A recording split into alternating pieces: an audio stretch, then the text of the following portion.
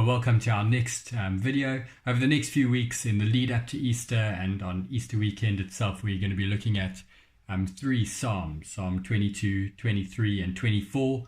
I've called the series Easter Psalms because all of them echo into the themes of Easter, and Psalm 22 is one that very clearly does that, as we'll see as I show how it's quoted and fulfilled in the cross. But as you read the psalm, it's the longest of the three psalms we're going to look at together. I encourage you to read through the psalm, note down things that stand out for you, spend some time praying that God would help you to understand the psalm, that he would apply it to your own heart, that he would use it to challenge you and encourage you and strengthen you. And as always, I'm going to highlight a few things that have stood out for me in my preparation of this psalm. As we see in the beginning, it says, for the director of music, to the tune of the Doe of the Morning. Just a note, these titles in the Psalms are part of the original. They're not something added later. So David, when he wrote this down, he had a tune that he had set the psalm to. And I kind of wonder if I was to set music to a psalm like this, how it would be. Because the psalm up to verse 21 is very somber. It's full of themes of suffering. But then from verse 22 to the end, it's a song of praise, rejoicing towards the end. All the ends of the earth will feast and worship. They will proclaim his righteousness to a people yet unborn, for he has done it. So you move from, my God, why have you forsaken me, to this picture of partying. And I think it's important for us to have a look at how we get there.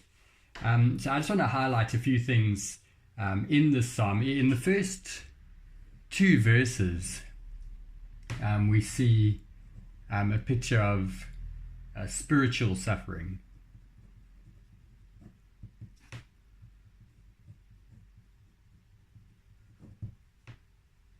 In verses 6 to 8, we see a picture of mental suffering, as the sufferer is being ridiculed and mocked, people shaking their heads at him. And then the bigger section from verse 12 all the way through to 18, we get a picture of physical suffering. So the sufferer is suffering spiritually. My God, why have you forsaken me? I cry out to you, but you aren't listening, God. Don't be silent. That's how he's experiencing the spiritual suffering. Then the mental suffering of people rejecting him, mocking him, insulting him. And then the actual physical suffering of this one who is really facing, if you look at some of the descriptions, it's almost like the crowds are like wild animals. So you see strong bulls, roaring lions, wild vicious dogs is the idea there. Interestingly, he picks up kind of the dogs, the lions and the wild oxen or wild bulls again there, where he's calling God to rescue him. In between all of these descriptions of suffering, though, we see the sufferer coming to God and remembering God's faithfulness. Verse 3 to 5, we've got this yet. So he's suffering spiritually, but then he says, yet you, and he remembers God's faithfulness.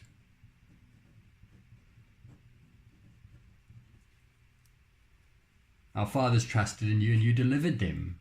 So he's remembering God's faithfulness. And then he transitions into this mental suffering, his present experience. He's feeling the rejection of people. And then again, yet you. And he's kind of remembering that he has a really intimate relationship with God.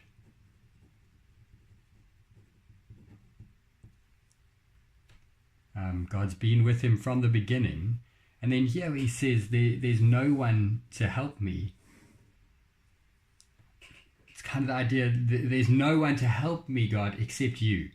You've been with me from the beginning. I know that you're still with me, so I will trust you.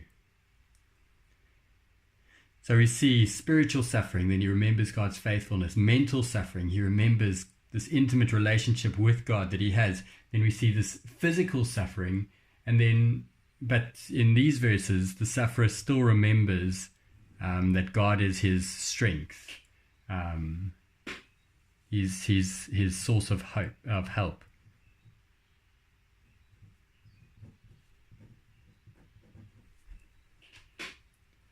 God, you be not far off. You are my strength. Let's just highlight a few of these phrases. You are enthroned. You are the praise of Israel. They trusted and you delivered them. They trusted and were not disappointed. So in those verses, you just kind of see how he's saying, God, you're faithful. You, if we trust you, you save us. From my mother's womb, you have been my God. There's this intimate relationship. And then he says, my strength, deliver my life, rescue me, save me. So throughout the suffering that he's facing, he keeps coming back to God and remembering God's faithfulness. But we need to kind of reconcile. How do we get, my God, why have you forsaken me? You do not answer. Kind of this phrase in verse 15, you lay me in the dust of death. You, God, you've done this. How do we reconcile his suffering with his remembering that God is his help and God is faithful? He has this intimate relationship. I think this psalm shows us how it's okay to come to God and to cry out to him and to feel sometimes really alone. But the psalm models for us how to remember actually that God is faithful. It's okay to cry out to him, to ask him for help, but keep remembering that God is faithful. And then in these last verses, we see kind of the result and rejoicing.